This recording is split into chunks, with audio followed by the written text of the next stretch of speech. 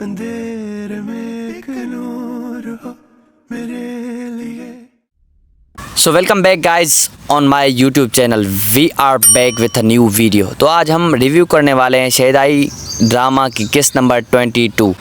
तो इसमें हम आगे देखते हैं कि अली ख़ान अपने ऑफिस के लिए निकलता है, लेकिन वो कॉरिडोर में खड़ा होता है तो ऊपर देखता है मीराल खड़ी होती है और फिर उसको थोड़ी देर देखता है और मीराल भी उसकी तरफ देखती है।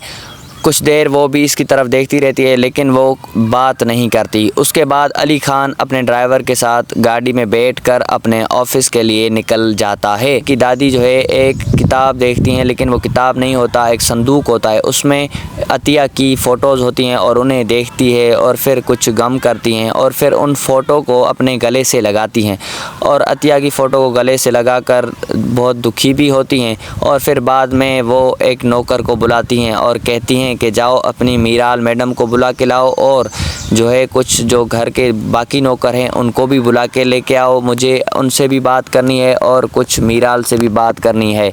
तो वो नौकरानी कहती है जी मैडम जो आप कहें मैं बुला के लाती हूँ। उसके बाद वो जाती है मीराल के पास और मीराल वहाँ पर उदास बैठी होती है और वो अपने माँ बाप मीराल अपनी माँ बाप की यादों में खोई होती है। लेकिन जब नौकरानी उससे कहती है कि जा आपको मैडम ने बुलाया है, और मीराल जब आगे देखते हैं कि मीराल बाहर जाती है तो सारे नौकर खड़े हुए होते हैं और फिर वो अपनी दादी को अस्सलाम वालेकुम कहती है और जो दूसरे नौकर हैं उन्हें भी सलाम करती है। और फिर जो है मीराल देखती है ये सारे खड़े होते हैं और फिर उनकी दादी सारे नौकरों को बताती है कि मीराल और कोई नहीं, मेरी बेटी अतिया की बेटी है और मेरी पोती है और आज से ये भी तुम्हारी मैडम है और जो भी ये कहें अब से आपको करना है। और उसमें जो है फिर वो सारे नौकर कहते हैं हाँ हम मैं कबूल है। और फिर एक जो है नौकरानी वो पुरानी होती है और मीराल उसको अपने साथ लेके जाती है और फिर वो अपने कमरे में उसको साथ लेके जाती है और उससे पूछती है कि आप यहाँ से पुरानी हैं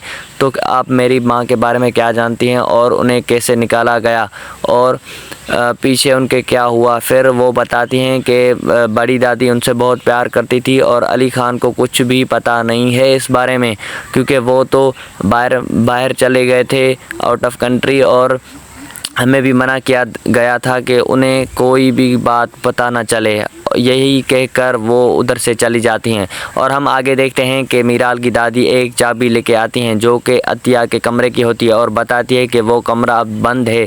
और फिर वो चाबी लेके फ़ौरन मीराल उस कमरे में चली जाती है और देखती है कि सामने उसकी माँ की तस्वीर पड़ी होती है अतिया की, और फिर उसे देखती है और उससे देखने के बाद एक ख़त मिलता है वो भी पढ़ती है। और हम आगे देखते हैं कि अली ख़ान ऑफिस से वापस आ जाता है घर पर और अपनी दादी से बात करता है कि आप दुखी क्यों हैं, क्या हुआ, क्या मीराल ने कुछ कहा है। और उसने कहा कि मीराल क्या चाहती है उससे कहो कि अगर मारना ही चाहती है तो एक बार मार दे। और फिर देखते हैं कि आगे मीराल आ जाती है और अपनी दादी से कहती है कि आपने अब मेरी माँ को माफ़ क्यों नहीं किया, क्यों उसे आपने माफ़ नहीं किया। और ये सुनकर उसकी माँ अपने पोते अली ख़ान को गले लगा कर रोती है।